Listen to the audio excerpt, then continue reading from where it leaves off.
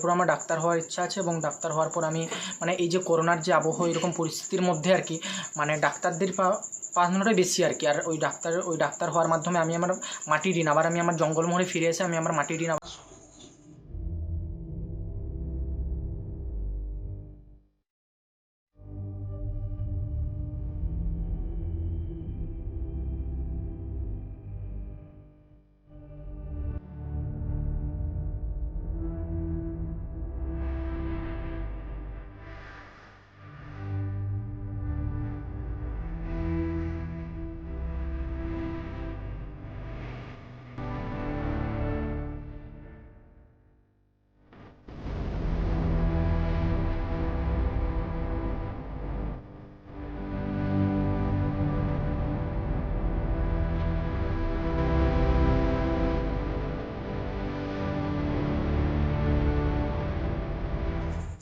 আমাকে অনেকটাই ভালো লাগছে আমাকে।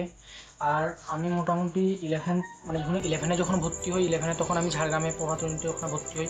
তো প্রভাতনদীতে ভর্তি হওয়ার পর ওখানে পুরো সকাল 6টা থেকে তারপরে টানা রুটিন পর্যন্ত পুরো 10টা পর্যন্ত ওখানেই থাকতাম। ওইখানে কাছের মেসে ওইখানে খাওয়া হতো আমাদের। আর তারপর ওইখানে যে শুধুমাত্র রাত্রেবেলাটাই ওখানে আমরা ঘুমাতে যেতাম মেসে আর কি।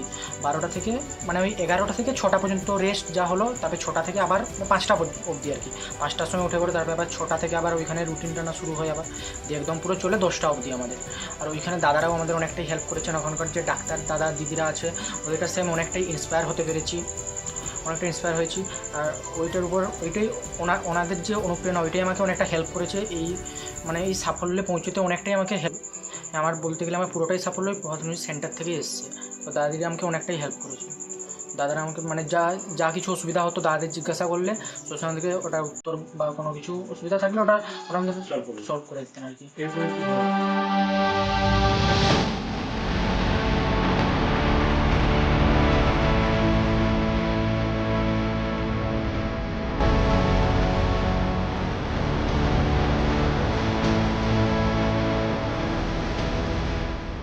খুব ভালো লাগছে, ছোট থেকে বড় হয়েছে, খুব পরিশ্রম করেছে।